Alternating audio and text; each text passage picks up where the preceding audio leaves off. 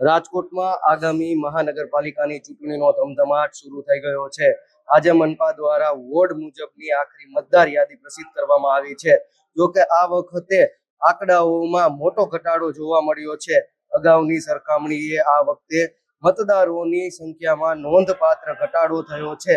આ ફેરફાર પાછળનું ટેકનિકલ કારણ શું છે અને તંત્ર દ્વારા કઈ પ્રક્રિયા હાથ ધરવામાં આવી હતી તે અંગે ચૂંટણી શાખાના મેનેજર પ્રણય પંચાલે વિગતવાર માહિતી આપી છે। ચાલો જોઈએ ફૂલચાપ ડિજિટલનો આ ખાસ અહેવાલ। પ્રણય પંચાલ, મેનેજર ચૂંટણી શાખા રાજકોટ મહાનગરપાલિકા।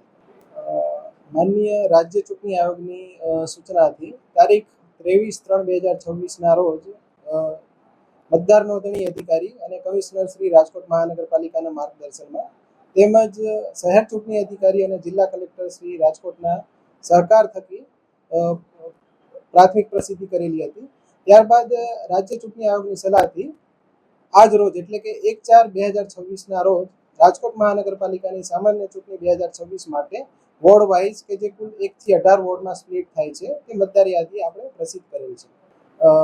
લાસ્ટ ટાઈમ જે 10,93,991 અંદાજિત મતદારો હતા એની સામે આ વખતે 9,85,952 જેટલા મતદારો થાય છે।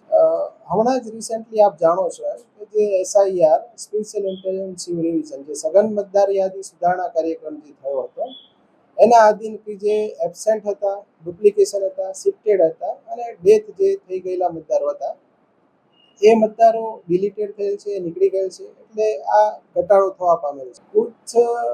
કોઈ ખાસ વધારો નથી। આપણે પ્રાથમિકમાં જે રીતે ભાગ હતા 1,016 બસ એની સામે 1,014 જેટલા છે આખરીમાં આપણે લીધેલા છે।